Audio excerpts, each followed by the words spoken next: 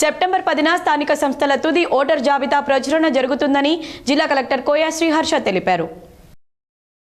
పెద్దపల్లి జిల్లా కలెక్టర్ కోయ శ్రీహర్ష సోమవారం సమీకృత జిల్లా కలెక్టరేట్లోని స్థానిక సంస్థల ఓటర్ పోలింగ్ కేంద్రాల జాబితాపై రాజకీయ పార్టీల ప్రతినిధులతో సమావేశం నిర్వహించారు. ఈ సందర్భంగా కలెక్టర్ మాట్లాడుతూ స్థానిక సంస్థలైన ఎంపీటీసీ, జెడ్పీటీసీ ఎన్నికల నిర్వహణకు డ్రాఫ్ట్ ఓటర్ జాబితా, పోలింగ్ కేంద్రాల వివరాలను విడుదల చేయడం జరిగిందన్నారు. 650 ఓటర్లకు ఒక పోలింగ్ స్టేషన్ ఏర్పాటు చేయడం జరిగిందన్నారు.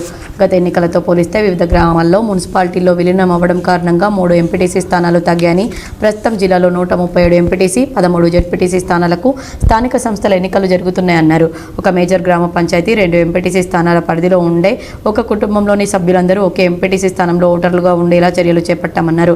డ్రాఫ్ట్ ఓటర్ జాబితా, పోలింగ్ కేంద్రాలపై ఎటువంటి అభ్యంతరాలున్నా సెప్టెంబర్ 8 సాయంత్రంలో అందించాలని, సెప్టెంబర్ 9న అభ్యంతరాలను పరిష్కరించి సెప్టెంబర్ 10న తుది ఓటర్ జాబితా ప్రచురించడం జరుగుతుందని కలెక్టర్ తెలిపారు.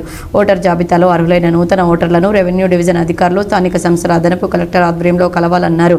ఈ సమావేశంలో సంబంధిత అధికారులు, వివిధ రాజకీయ పార్టీల ప్రతినిధులు తదితరులు పాల్గొన్నారు.